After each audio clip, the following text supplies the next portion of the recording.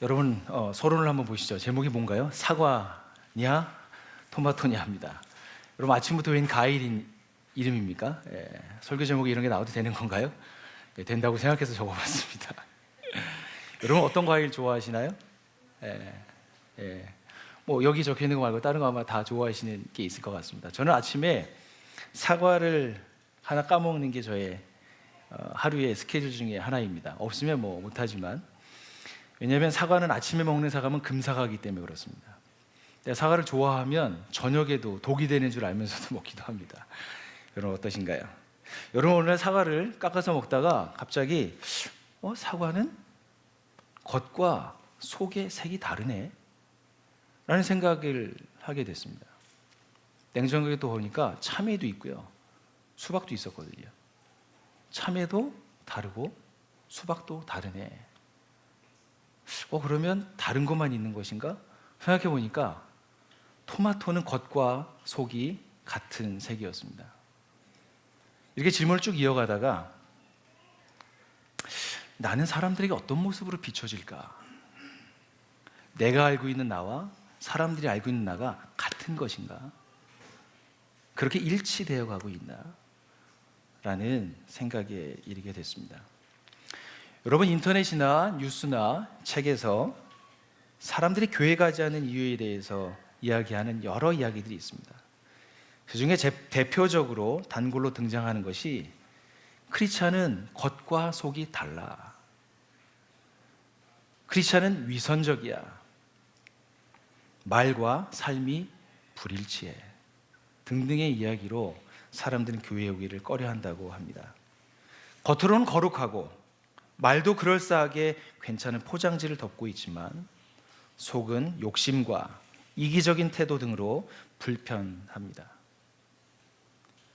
직장의 상사나 직장 동료들 중에 성격과 관계는 나쁜데 성경을 읽거나 교회 가는 티를 그렇게 내는 사람들을 향해서 사람들은 정 떨어진다, 교회 가는 사람이 참 더해, 이런 얘기들을 하는 이야기를 듣습니다.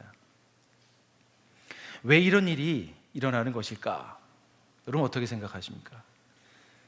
저는 인격과 삶이 불일치하고 균형을 잃었기 때문이라고 생각합니다. 실제로 사람들이 성숙해지면 겉과 속의 싱크로율이 높아갑니다. 영적으로 성숙한 사람의 특징은 투명성입니다. 일치되면 될수록 영적으로 사람은 성숙한 사람이라고 할 수 있습니다. 그런데 왜 투명하고 싱크로율이 높아야 할 그리스도인들에게서 왜 한쪽으로 치우치고 균형을 잃었을까요? 왜 사람들로부터 호감보다는 비호감으로 사람들에게 회자될까요? 오늘의 말씀은 이 주제를 가지고 여러분과 함께 문제 제기도 하고 함께 말씀으로 우리가 깨달아야 할 것을 얻어가도록 하겠습니다. 여러분 첫 번째, 이 세상에 태어난 모든 사람들은 땀을 흘리고 그 씨를 뿌리며 열매를 맛보며 살도록 계획되고 설계됐습니다. 인간은 죽음으로 생을 그렇지만 매듭합니다. 인간이 죽음을 넘어서기 위해서 수명 연장을 위해서 다양한 방법을 개발하고요, 노력했습니다. 그렇더라도 몇 년, 얼마간의 기간이 연장될 수 있지만 결국 인간은 죽음으로 생을 마치게 됩니다. 이런 인간들의 삶에 완벽한 생명의 연장이며 그 이상의 변화를 일으키는 구원의 복음이 주어졌습니다. 여러분 오늘 요한복음 3장 16절, 우리에게 너무 익숙하고 우리가 주일학교 때부터 암송했었던 말씀인데 우리 말씀을 같이 한번 읽도록 하겠습니다. 시작. 하나님께서 세상을 이처럼 사랑하셔서 외아들을 주셨습니다. 이는 그를 믿는 사람마다 멸망치 않고 영생을 얻게 하려는 것입니다. 여러분 죽음의 쇠사슬을 끊고 영생으로 들어가는 특권이 있다고 말씀합니다. 어떤 사람들에게 주어진다고 합니까? 외아들을 믿는 사람들에게 주어집니다 라고 말합니다. 그런 사람들에게 영생이 주어집니다. 죽음을 넘어섭니다. 영원히 살 소망이 그들에게만 주어집니다 라고 말씀합니다. 그것뿐이 아닙니다. 요한복음 10장 10절에 가시면 내가 온 것은 양들이 생명을 얻고 더 넘치게 얻게 하려고 이 세상에 왔다 라고 말씀하십니다. 여러분 예수님 믿을 때 구원받습니다. 믿으십니까? 여러분, 예수님 믿을 때 구원을 받습니다. 확신도 얻습니다. 그래서 사람들이 죽으면 천국 간다는 생각을 하게 됩니다. 죽음을 넘어서는 생각을 하게 되는 것이죠. 그런데 대부분의 많은 사람들이 죽어서 가는 천국에 대해서 믿음은 갖지만 거기서 멈춥니다. 저는 이것을 구원파식 믿음이라고 정의합니다. 나는 구원의 확신이 있어. 이 세상은 어차피 썩어지고 없어질 세상이야. 천국을 사모하고 이 신앙생활 하면서 열심히 살면 돼. 그리고 이 세상엔 받을 복을 다 누리면 되는 것이지 라고 하는 믿음을 갖습니다. 이 믿음은 개인주의 영성으로 치우치게 됩니다. 여러분, 첫 번째, 균형이 깨어진 신앙의 원인이 무엇인 줄 아십니까? 그것은 구원받은 믿음에 대한 부분적인 이해이기 때문에 그렇습니다. 여러분, 그렇다면 두 번째, 성경에서 가르치고 있는 바른 믿음은 무엇일까? 궁금증이 생기지 않습니까? 여러분, 빌립보서 1장 6절에 사도 바울은 이렇게 말씀합니다. 선한 일을 시작하신 분께서 그리스도 예수의 날까지 이루실 줄 아신다. 여러분, 여기서 선한 일은 구원을 말합니다. 예수의 날은 무엇일까요? 예수님이 이 땅에 다시 오셔서 재림하시는 날을 말씀합니다.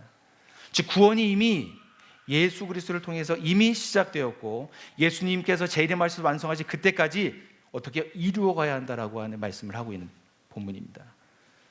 이것은 성경에서 말씀하고 있는 하나님의 나라를 이해한 사람들이 가질 수 있는 믿음입니다. 좀 더 구체적으로 말하면 빌립보서 2장 12절, 이 말씀 참 중요하기 때문에 여러분 이 말씀을 암송해 두시면 좋겠습니다. 이 말씀 같이 한번 읽겠습니다. 시작. 그러므로 사랑하는 여러분, 여러분이 언제나 순종한 것처럼 내가 함께 있을 때뿐만 아니라 지금과 같이 내가 없을 때에도 더욱더 순종하여서 두렵고 떨리는 마음으로 자기의 구원을 이루어 나가십시오. 두렵고 떨리는 마음으로 자기의 구원을 이루어 나가십시오. 그럼 바울은 자기의 구원을 이뤄나가라고 빌립보 성도들에게 권면하고 있고 지금 우리들에게도 말씀하고 있습니다. 나 구원 받았는데 이뤄나가야 구원이 있다고? 이건 뭐야? 이상한 거 아니야? 믿고 나면 천국 가는 건데. 그럼 그것을 부인하는 것이 아닙니다. 무엇이 부족해서 이뤄나가라고 하는 것이 아닙니다. 여러분, 우리는 구원의 전체 여정을 잘 알아야 합니다. 이미 그리스도 예수를 믿을 때 우리는 구원을 받습니다. 그래서 구원의 과거성이라고 얘기합니다. 두 번째, 그 구원을 받았으면 예수 그리스도께서 오시는 그날을 사모하며 그걸 구원의 미래성입니다. 완성례를 바라보는 그 중간기에서 우리는 그리스도 예수로 말미암아 구원을 이루어가는 과정에 있는 현재성, 구원의 현재성을 얘기합니다. 구원에는 여러분 3시제가 있습니다. 여러분, 구원은 프로세스입니다. 구원은 과정을 통해서 성숙해 가는 것입니다. 여러분, 우리가 배웠던 구원을 얘기하면 한국교회에서는 배울 때 구원의 일부만 강조됐습니다. 예수 믿으면 어차피 천국 가는데 이 땅에서 잘 먹고 잘 살고 하는 것이 뭐가 문제야? 이렇게 강하게 믿는 사람들에게는 기독교의 윤리나 이 세상의 회복에 대해서는 그렇게 관심이 없습니다. 오직 개인 영성이 깊어지는 것에 관심이 있고요. 세상에서 남들보다 위에 서는 것, 더 많이 갖는 것, 그것을 자기를 실현하는 것에 관심이 있습니다. 하지만 세상에서 잘 나간다고 해서 이 땅에서 완벽한 파라다이스가 이루어지지 않는 것을 우리 너무나도 잘 알고 있지 않습니까? 여러분, 그렇다면 우리가 이루어가야 할 구원은 무엇입니까? 이것을 다른 말로 한다면 하나님의 성품에 참여하는 것은 무엇인가? 그리스도를 닮아간다라고 할 수도 있고요. 그리스도의 장성한 분량에까지 이른다라고 하는 다양한 표현으로 우리가 이뤄갈 구원에 대해서 말씀을 할 수 있을 것 같습니다. 여러분, 신비한 것을 보고 그것을 경험하고 그것을 영험해지는 것, 여러분, 그것이 그리스도 예수 안에서 주어지는 놀라운 은혜입니다. 여러분, 제가 어릴 때 그렇게 기도원 운동이 참 많이 일어났었어요. 어릴 때. 그래서 기도원에 가면 신유가 일어나기도 하고요. 뭔가 영험한 걸 보고 나 입신도 했어. 그래서 갔다 내려오면 뭔가 간징거리듯 사람들이 하나씩 이렇게 뚝뚝뚝 떨어집니다. 그런데 돌아오고 나면 며칠 지나고 나면 그게 싹 사라지죠. 이게 왜 이런 거예요? 은혜를 받은 건 맞나요? 받았죠. 근데 어디로 갔나요? 여러분, 신비한 것을 경험하고 우리가 치유가 일어나고 새롭게 회복되는 것, 이것도 구원 안에 이루어지는 일입니다. 그러나 여러분 잘 기억하십시오. 영적이 된다는 것의 아주 극히 일부분이라고 하는 사실입니다. 전체에서 봤을 때 그것은 아주 작은 것입니다. 그 작은 것에 집중하면 균형이 깨어집니다. 여러분, 그렇다면 영적이 된다는 것은 무엇을 의미하는 것인가? 여러분, 성경에서 얘기하고는 영적이 된다라고 의미하는 것은 하나님이 처음 계획하셨고 만드시고 디자인하셨던 하나님의 형상으로 회복되어져 가는 과정을 의미합니다. 즉 전인적인 성장을 의미한다고 할 수 있습니다. 이 말씀의 대표적으로 우리에게 아주 핵심적인 말씀이 에베소서 4장 13절 말씀입니다. 이 말씀도 여러분 암송해 두십시오. 같이 한번 이 말씀 읽겠습니다. 시작. 그리하여 우리 모두가 하나님의 아들을 믿는 일과 아는 일에 하나가 되고 온전한 사람이 되어서 그리스도의 충만하심의 경지에까지 다다르게 됩니다. 하나님이 우리를 구원하신 것은 자신의 사역을 위해서 도구로 마음대로 부리려고 하는 것이 아닙니다. 우리가 하나님과 인격적인 관계를 맺고 하나님의 아들이 하셨던 일과 하시는 일과 앞으로 하실 일에 대한 구원의 총체적인 것을 알아서 그분을 닮아가는 것, 그분처럼 하나님이 보시기에 아름다운 하나님의 형상으로 회복되는 것을 하나님이 기뻐하시고 원하십니다. 즉 풀 메이저, 다른 것으로도 채울 수 없는 그 놀라운 충만한 상태, 내가 온 것은 양으로 생명을 얻게 하고 더 풍성하게 얻게 하겠다, 그곳에 이르기를 우리 하나님께서는 원하십니다. 여러분, 잠시 한번 돌아보시죠. 내 자녀나 내가 사랑하는 사람이나 내 친구들을 바라볼 때 언제 기쁘신가요? 우리 조재홍 씨 언제 기쁘세요? 아이들을 보면서? 늘 기쁘시다며. 뭐 충만하신 것 같아요. 저 비유와 감사합니다. 늘 아이들을 사랑하시던 부모님. 더 이상 질문하지 않겠습니다. 네, 어느 때 기쁠까요? 네, 잘할 때죠. 아까 우리 교사 예배 드릴 때 보니까 나의 마음을 알아서 나의 어깨를 주물러 줄 때, 뭐 이런 우리 교사님이 얘기하는 것도 나왔습니다. 아이들이 행복해질 때 기쁘지 않습니까? 내 지인이 행복해질 때 기쁘지 않습니까? 그것은 무엇에서 일어날 수 있는 일입니까? 자기의 역할을 정확하게 알고 그 일을 해내는 것입니다. 여러분, 사람이 세상에 대해서 이해하고 관계가 깊어져 가는 모습을 보면서 우리도 기쁠진데 하나님께서는 얼마나 그 모습을 보면서 기뻐하실까요? 그러한 모습이 균형 잡힌 삶이라고 할 수 있습니다. 우리 모두를 향해서 하나님이 가지고 계신 뜻은 우리가 구원을 받고 그 구원받은 자로서 계속해서 성장해서 하나님의 친아들이셨던 예수 그리스도처럼 충만하심의 경지에까지 이르러 우리가 하나님의 가족 되기를 간절히 소망하십니다. 이것은 여러분 성경에 기록되어 있는 어떤 워딩이 아니고요, 진짜 하나님이 우리를 향하신 뜻입니다. 여러분, 이러한 일을 일으키고 있는 핵심과 동력이 무엇일까? 저는 단연코 그것은 하나님 나라의 복음이라고 믿습니다. 내 멋대로 믿고 내 멋대로 보고 내 멋대로 살던 내게 새로운 가치가 내 안에 들어옵니다. 하나님이 다스리시는 나라로 우리를 초대하십니다. 그 나라에 들어오도록 우리를 부르시고 계십니다. 그 초대와 부르심에 반응하는 사람들이 구원을 받은 것입니다. 여러분, 마가복음 1장 14절과 15절에 있는 말씀, 이 말씀 제가 한번 읽겠습니다. 요한이 잡힌 뒤에 예수께서 갈릴리에 오셔서 하나님의 복음을 선포하셨다. 때가 찼다. 하나님의 나라가 가까이 왔다. 회개하여라. 복음을 믿어라. 예수님께서 이 말씀을 하셨을 때 이스라엘의 상황은 어땠을까요? 로마, 즉 가이사가 다스리고 있는 나라였습니다. 가이사가 통치하는 방식대로 그들은 폭압을 받고 있었던 상태였습니다. 당시 이스라엘 백성들에게 영적인 상태는 어떠했을까요? 그 말씀은 누가복음 4장 18절과 19절에 나오는데, 눈으로 한번 따라오시면 거기에 보면 어떻습니까? 가난한 사람, 포로된 사람들, 눈먼 사람들, 억눌린 사람들.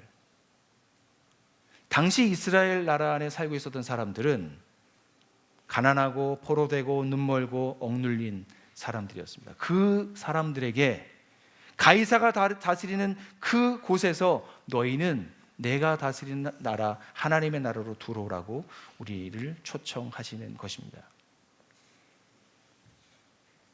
예수님이 주인이 되셔서 우리 삶 전체를 예수님이 다스리도록 하는 그것이 바로 하나님 나라의 복음의 핵심적인 메시지입니다.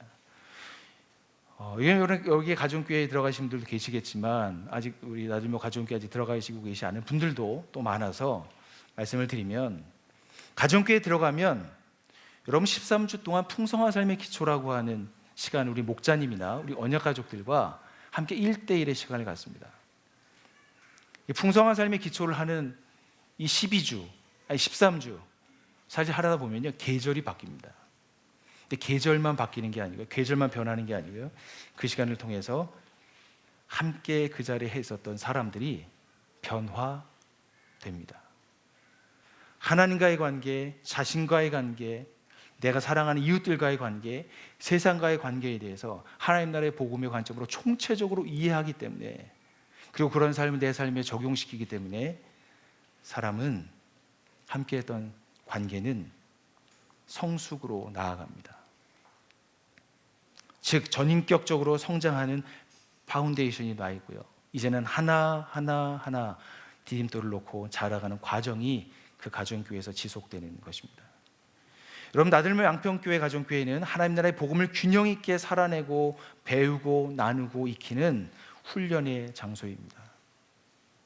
그곳에서 하나님 나라의 가치관으로 성경을 읽고 기도하고 함께 예배하면서 함께 성장합니다. 이것이 성장의 동력이라고 할 수 있습니다. 여러분, 저희는 7월 달에 들어와서 계속해서 데살로니가 전서를 통해서 나들모 양평교회의 중심 가치를 함께 나누고 있습니다. 하나님 나라의 복음을 받았던 데살로니가 교회 안에 이런 균형 있는 성장은 어떻게 이루어졌을까 라고 하는 말씀을 여러분과 함께 나누도록 하겠습니다. 첫 번째는 여러분 데살로니가전서 2장 13절에 있는 말씀인데요, 같이 한번 읽겠습니다. 시작. 이러므로 우리가 하나님께 끊임없이 감사함은 너희가 우리에게 들은 바 하나님의 말씀을 받을 때에 사람의 말로 받지 아니하고 하나님의 말씀으로 받음이니 진실로 그러하도다. 이 말씀이 또한 너희가 믿는 자 가운데서 역사하느니라. 여러분, 특별하게 개역 성경을 제가 여기 옮겨두었습니다. 여러분, 본문에 혹시 하나님께라고 하는 부분 한번 동그라미를 한번 쳐보시고요, 그리고 너희 있고요, 그 다음에 우리라고 있습니다. 그리고 마지막 줄에 가시면 너희 믿는 자 가운데, 하나님과 우리와 너희라고 하는 것은 상호적으로 작용하고 있는 것을 의도적으로 보여주는 본문입니다.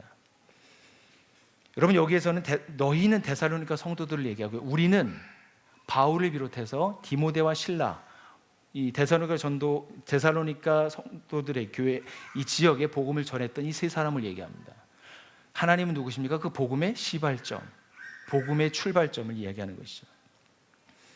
여러분, 즉 데살로니가 교회에 복음이 들어가게 된 것은 하나님 나라의 복음이, 하나님께 있었던 이 복음이, 그것을 복음을 먼저 받았던 사도들을 통해서 그 복음이 먼저 그들에게 알게 되고요, 그 복음이 데살로니가 지역에 가서 그들이 복음을 전하면서 데살로니가 교회가 세워졌습니다. 그런데 여기서 중요한 것이 있습니다. 사도들이 복음을 전할 때, 이 메시지를 전할 때 그것은 사람의 말로 받지 아니하고 하나님의 말씀으로 받았다고 하는 것입니다. 하나님의 말씀으로 받았던 그 사람들에게는 삶의 중요한 변화들이 일어났습니다.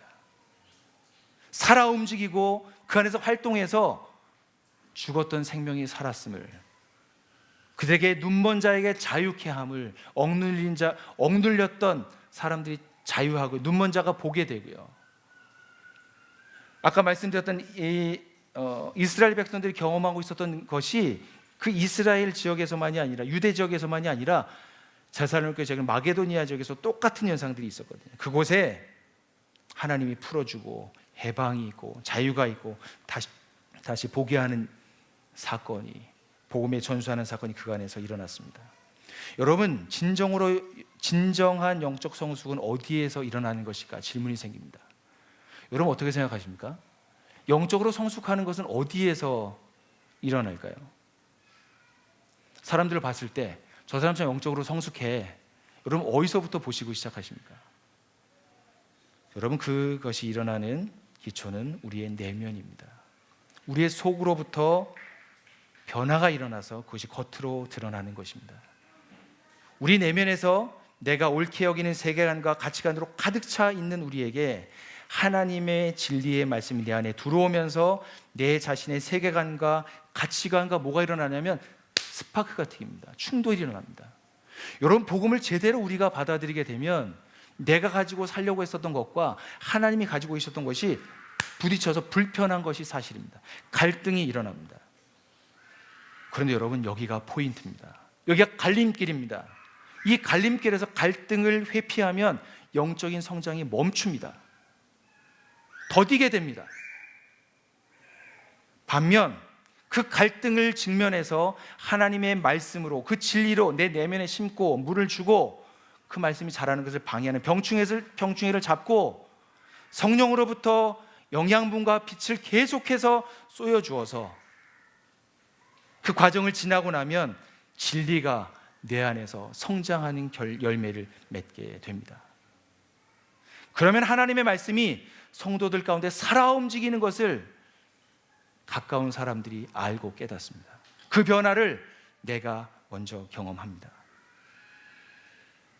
여러분, 우리 주변에 복음을 전하다 보면 사람들이 말씀에 반응할 때 하나님께서 나를 통해서 말씀으로 일하시는구라는 것을 알게 됩니다.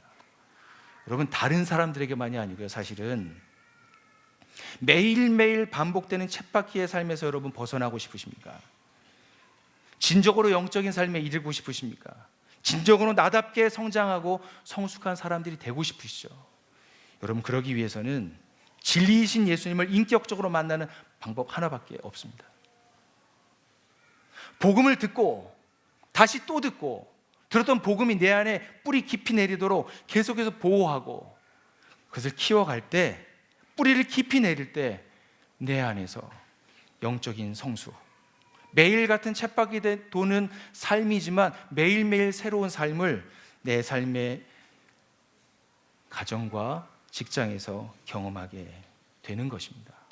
이것이 구원받은 자가 누릴 수 있는 특권이며 구원받은 자만이 누릴 수 있는 은혜라고 할 수 있습니다.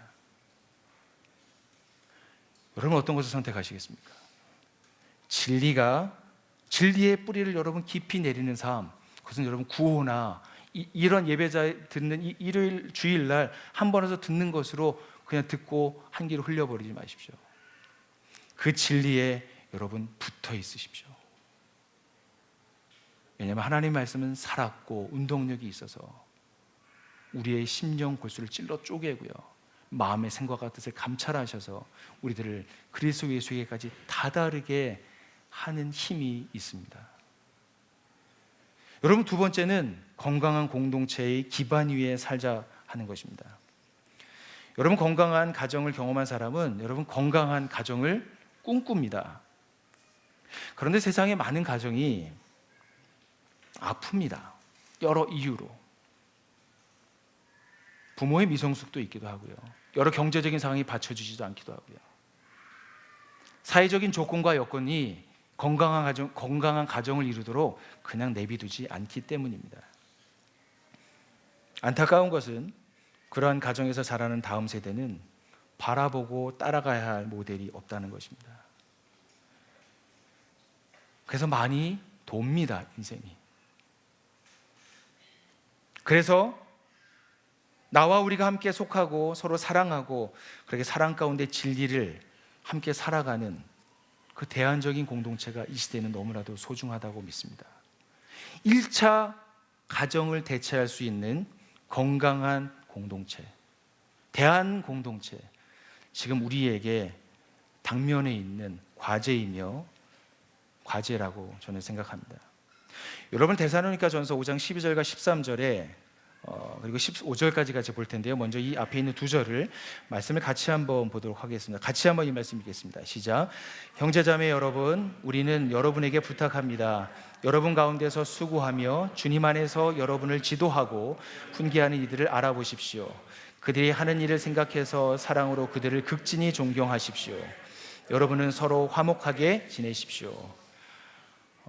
여러분, 교회가 시작된 이후에 지금까지 이르기까지 두 가지 주의가, 좀 딱딱한 얘기인데 여러분에게 해드려야 될 것 같습니다. 두 가지 주의가 교회 안에 있어서 양극단을 왔다 갔다 했습니다. 하나는 교권주의입니다.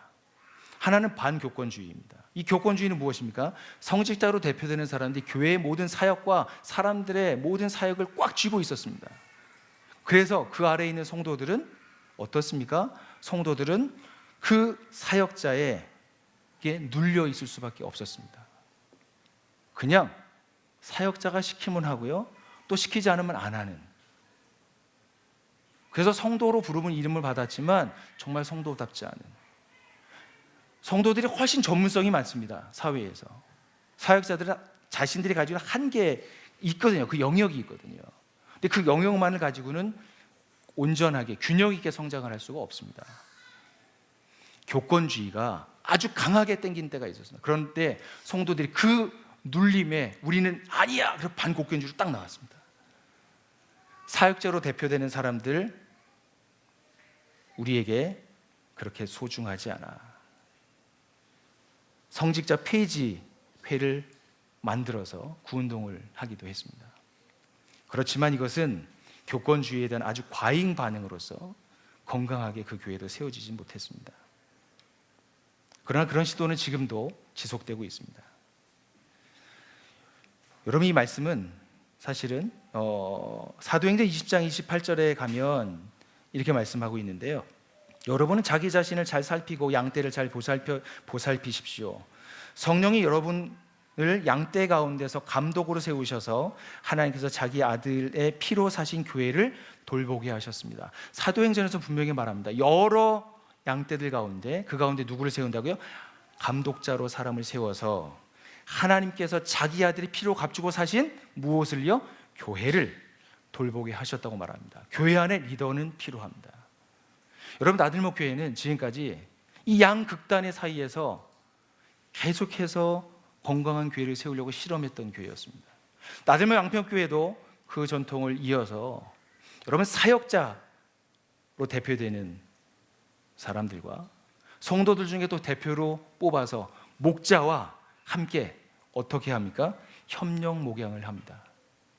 누구도 우리에게 있는 성도들이 내 것이라고 주장하지 않습니다. 그러나 그 사람을 돌보는 것, 그 사람을 세워가는 것은 우리들에게 중요한 직무라고 저희는 믿고 따르고 있습니다. 여기 말씀에 보면 수고한다라고 하는 말씀이 나옵니다. 수고는 특별히 육체적으로 분토하는 애씀을 말합니다. 이런 목자를 하고 사역자를 하며 여러 가지 일들을 할 때 많은 수고와 애를 쓰고 있습니다.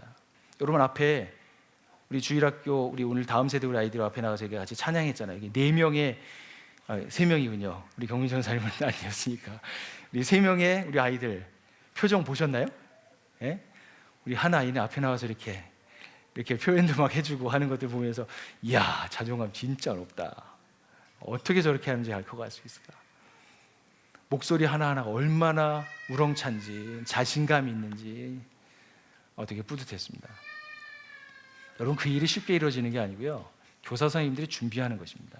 누군가가, 리더가 계획하는 것입니다.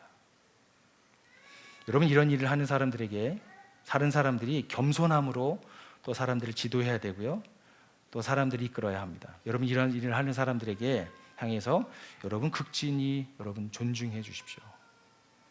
그 사람들과 화목하는 것은 여러분들에게 유익이 됩니다.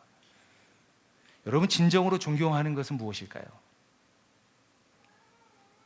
가장 최고의 진정으로 존경하는 것은 그분들의 마음을 알아 진정한 영적으로 성숙해 가는 것입니다. 여러분이 진정으로 그리스도를 닮아갈 때 사역자들과 목자들은 모든 시름이 눈 녹듯이 녹습니다. 여러분, 한 사람 한 사람이 그렇게 성장할 수 있게 되길 간절히 소망합니다. 여러분, 두 번째는 이 공동체 안에 있는 사람들의 관계를 이야기합니다. 여러분, 데살로니가 전서 5장 14절과 15절에 있는 말씀도 같이 한번 읽겠습니다. 시작. 형제자매 여러분, 여러분에게 권고합니다. 무질서하게 사는 사람을 훈계하고 마음이 약한 사람은 격려하고 힘이 없는 사람을 도와주고 모든 사람에게 오래 참으십시오. 아무도 악으로 악을 갚지 말고 도리어 서로에게, 모든 사람에게 항상 좋은 일을 하려고 애쓰십시오. 여러분, 이것은 서로 간에 알고 있는 사람들과의 관계에 있는 일입니다. 여러분, 특별히 여기 세 부류의 사람을 얘기하는데요. 어떤 사람이고, 무질서한 사람들, 그 다음에 마음이 약한 사람들, 또 힘이 없는 사람들 이야기합니다. 공동체 안에 이렇게 다양한 사람들이 있습니다. 특별히 무질서한 사람들은 어떤 사람을 얘기하냐면, 일하지 않고 꾀부리며 먹고 사는 사람들, 한량들을 이야기합니다. 두 번째, 마음이 연약한 사람들은 자기의 구원에 대해서 두렵고 염려하는 사람입니다. 내가 구원 받았나? 확신이 없는 사람을 이야기합니다. 특별히 힘이 없는 사람은 성적인 자제 능력이 없습니다. 는 사람을 얘기합니다. 여러분, 공동체 안에서 이렇게 다양한 사람들이 있는데요. 여기 사실은 이 말씀을 이해하기 위해선 데살로니가 전서의 상황을 이해해야 됩니다. 왜냐하면 바울이 전했던 복음도 있지만 다른 복음을 전해줬습니다. 이미 이 땅에 메시아가 왔어. 그러니까 너희들 그거 기다리지 말고 우리 안으로 들어와. 그런 것이었습니다. 사람들이 헷갈리기 시작했습니다. 그래서 사람들이 열심히 일하지 않고 어차피 하나님 나라가 왔는데 일하면 무슨 소용이 있어. 그래서 게으른 사람이 됐습니다. 마음이 연약한 사람들은 내가 믿고 있는 복음이 그것과 다르니까 흔들리는 것이었습니다. 이런 배경이 그 안에 있는 것입니다. 그런 사람들에게 어떻게 하라고 이야기하고 있습니까? 무질서한 사람들을 훈계하라고 얘기합니다. 여러분, 사랑은 때로는 진실하게 강하게 이야기해야 합니다. 돌아서도록. 우리 아이들이 곁길로 갈 때 그냥 내비두고 방치하며 허허 실실한다면 그 아이들은 부모가 인정하나 보다 라고 그 길을 갈 것입니다. 그러나 그때 그 아이의 그 길에서 바른 길로 인도하는 것은 따끔하게 훈계하는 것입니다. 그것은 사랑입니다. 두 번째는 마음이 약한 사람들은 격려하는 것입니다. 세 번째, 힘이 없는 사람들은 어떻게 하라고요? 도와주라고 꽉 붙들어줘야 합니다. 공동체는 어떻습니까? 서로 간에 책임성 있는 관계로 하나 되는 삶을 사는 곳입니다. 나 혼자는 살 수 없습니다. 함께 하는 것입니다. 여러분, 이 모든 사람들에게 마지막 덕목이 참 중요한데요. 오래 참으십시오. 오래 참는 것은 너무 중요합니다. 이 오래 참는 것은 하나님의 성품을 이야기합니다. 성령의 열매입니다. 결국 그것은 사랑입니다. 사랑하는 사람을 향해서는 여러분 포기하지 않고요, 훈계하고 격려하고 그들을 도와주는 수고를 기꺼이 행합니다. 그리고 마지막으로 악으로 악을 갚지 마십시오. 그래서 예수님께서 말씀하셨던 산상수훈의 말씀이 떠오릅니다. 그리고 보복하지 말라고 했었던 로마서에 말씀했던 바울의 말씀도 에코가 돼서 우리에게 떠오릅니다. 여러분, 우리 항상 모든 사람에게 서로 선을 쫓도록 공동체 안에 있는 사람들과 또 공동체 안에서 리더를 세운 사람들이 서로 협력해서 그 공동체를 건강하게 세워가는 일, 그것이 바로 균형 잡힌 성장의 아주 중요한 요소라고 할 수 있습니다. 여러분, 마지막으로 예배를 통해서 항체를 가지라고 하는 것입니다. 여러분, 이와 같이 우리가 수고하고 애를 쓸 때 우리에게는 고통이 따라옵니다. 여러분, 그럴 때 우리는 서로 성장합니다. 사람과 공동체는 성장통을 통해서 성장하더라고요. 고통에는 여러분 두 가지가 있는 것 같습니다. 하나는 자초하는 고통이 있고요, 하나는 주어지는 고통이 있습니다. 자초하는 고통은 무엇일까요? 내가 기꺼이 내가 누릴 것을 내어놓고 내가 그 고통에 들어가기로 헌신하는 것입니다. 여러분, 복음을 전수하기 위해서 사람들을 품다 보면 복음을 준비해야 되는 개인적인 시간도 내야 하고요, 만나야 되고요, 그 만나고 나서 기도해야 되고요, 주중에 그 사람이 정말 잘 자라고 있는지 어떤 어려움은 없는지 살펴서 또 연락도 해야 합니다. 또 필요가 있으면 또 그것도 챙겨줘야 합니다. 여러분, 자초한 것은 무엇이냐면 내가 기꺼이 하는 것입니다. 여러분, 제가 나들미 양평교회를 이 가운데 함께 세워가고 있습니다. 이것을 여러분 자초한 군 아닙니까? 이렇게 된 사람들에게는 이 일이 힘들고 어렵지만 일은 아주 소중한 일이 될 것입니다. 때가 되면 귀한 열매가 우리 가운데서 일어나기 때문입니다. 그런데 두 번째가 문제입니다. 왜 그런 어려움이 오는지, 모르는 주어지는 고통입니다. 갑자기 병이 걸립니다. 갑작스러운 사고가 왜 하필 우리 가정에, 왜 나에게 일어나는 것일까? 왜 나입니까, 하나님? 생각해도 답을 구해도 사실 저도 그런 일을 겪고 있는 사람들을 신방은 하지만, 찾아가지만 주어질 답이 없습니다. 여러분, 그런데 한 가지 있습니다. 그 주어지는 고통의 시간들을 통해서 그 가운데 있는 사람은 인생을 제대로 보게 됩니다. 사람들은 그때야 하나님을 제대로 만납니다. 나는 누구이고 하나님은 누구이신지에 대한 이론으로 알았던 지식이 산 지식이 됩니다. 내가 이 삶의 주인이 아니구나. 내게 왔던 고통이 있지만 내가 지금은 답은 얻지 못하겠지만, 그러나 이 모든 삶이 하나님 앞에 있다. 나중에 주님 만나면 물어야 되겠다. 우리의 궁금증을 유예시킵니다. 그리고 지금 여기에서 이뤄가는 구원을 이루어갑니다. 여러분, 하나님은 그런 고통받는 사람들과 함께 하십니다. 여러분이 자녀들이 있을 때, 저도 애가 셋이지 않습니까? 우리 아이들 중에 이번 주에 우리 막내가 방학을 해서 너무 기뻤는지 놀다가 넘어져서 팔을 겹질려서 팔에 반기부스를 했습니다. 저희 이번 주에 관심은 막내에게 있었습니다. 부모의 관심, 하나님의 관심은 고통당하고 있는, 아파하는 자녀에게 가 있습니다. 여러분, 그러할 때, 고통당할 때 여러분 혼자라고 생각하지 마십시오. 그것은 우리의 생각입니다. 하나님 우리의 생각과 다르습니다. 하나님 우리와 가장 가까이 계십니다. 여러분, 이렇게 고통이 왔을 때 우리에게 항체 역할을 해주는 요소가 있습니다. 그것이 바로 저희가 잘 암송하고 있는 말씀인데요, 우리 데살로니가전서 5장 16절과 18절에 있는 말씀 같이 한번 마지막으로 읽겠습니다. 시작. 항상 기뻐하라, 쉬지 말고 기도하라, 범사에 감사하라. 이것이 그리스도 예수 안에서 너희를 향하신 하나님의 뜻이니라. 여러분, 이 말씀은 영적 성숙을 이루는데 아주 중요한 말씀입니다. 기쁨과 기도와 감사. 그런데 이것이 수도꼭지처럼 틀면 나오고요, 잠그면 안 나오는, 우리에게 이렇게 조절할 수 있는 능력이 없다는 데 문제가 있습니다. 이것은 우리의 밖에서 주어지는 은혜입니다. 여러분, 항상 기뻐하라, 쉬지 말고 기도하라, 범사에 감사하라. 그 앞에 생략된 것이 있습니다. 주 안에서입니다. 여러분, 주 안에서 항상 기뻐할 수 있고요, 쉬지 말고 기도하게 되고요, 또한 우리는 모든 일에 감사할 수 있습니다. 여러분, 이런 일이 가능한 곳이 어디입니까? 이것이 바로 예배의 자리입니다.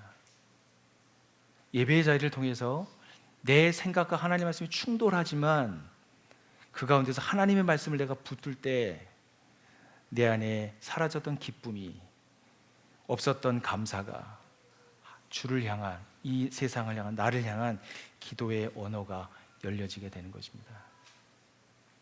여러분, 우리가 사는 세상은 거센 바이러스로부터 우리는 노출된 삶을 사는 것을 기억하십시오. 그러한 것에서 우리는 때마다 시마다 우리는 하나님을 예배할 때 우리 안에 있는 성령께서 우리 가운데 있는 하나님 나라의 복음이 우리 안에 항체로 일하여서 그 바이러스를 막아낼 줄로 믿습니다. 여러분, 저는 최근에 한 가지 일을 좀 결단을 했습니다. 제가 아직 가족교회를 하고 있지 않기 때문에 가족교회를 좀 준비하는 마음으로 아직 가족교회 들어가지 않은 한 형제와 일주일에 한 번씩 만나서 그 집에 찾아가서 주님과 함께 아침 열기를 결단했습니다. 아침 6시 반에 그 집에 찾아가서 같이 도시락 말씀을 펴놓고요, 같이 찬양하고 본문을 읽고 한 10분 정도 묵상하고 그 말씀을 나눕니다. 그리고 아직 기도합니다. 그러고 났는데 밥을 준비해놨어요. 그래서 밥은 밥은 이 라이스가 아니고요, 여러 과일과 등등의 것들 되게 풍성하게 준비해놨어요. 그래서 그날 아침을 진짜 거하게 먹었습니다. 점심까지 배가 안 고프더라고요. 근데 그것만이 아니라 그 형제와 대화하는 가운데 이 형제를 향하신 하나님의 뜻이 있구나, 하나님 어떻게 일하실 거다라고 하는 기대감이 내 안에서 생기더라고요. 여러분, 감사했습니다. 여러분, 될 수만 있으면 가장 가까운 사람과 친한 사람과 하나님의 말씀을 나누는 관계로 깊어지셨으면 좋겠습니다. 여러분, 그러할 때 나를 위해서 기도해 주는 사람이 생깁니다. 영적인 동행자죠. 이런 일이 점점 더 제 안에서 많아지기를 간절히 소망합니다. 여러분들도 그러한 일이 있어서 우리 모두가 그것을 주고받으면서 좋은 노하우들이 쌓여서 그것이 옆으로 하나님 나라의 복음이 확장될 수 있으면 좋겠습니다. 결론을 내리도록 하겠습니다. 균형 있는 성장은 겨자씨의 파종이고요, 성장의 과정이라고 할 수 있습니다. 여러분, 살아있는 생명은 성장합니다. 성장하는 곳에는 생명이 자라는 생태계가 형성됩니다. 그 성장의 동력은 하나님 나라의 복음의 씨앗이고요, 그 씨앗을 자신의 내면에 심고 그리스도를 닮아가는 성장의 과정을 통해서 균형 있는 성장을 이루게 됩니다. 이 땅에 임한 하나님의 나라인 공동체 안에서 하나님의 형상으로 자라가서 우리 모두가 그리스도의 장성한 분량에까지 이르게 되기를 간절히 소망합니다. 우리 같이 이 시간에 들은 말씀을 우리 같이 생각하면서 1분간 우리 하나님 앞에서 침묵하며 주의 얼굴을 구하겠습니다.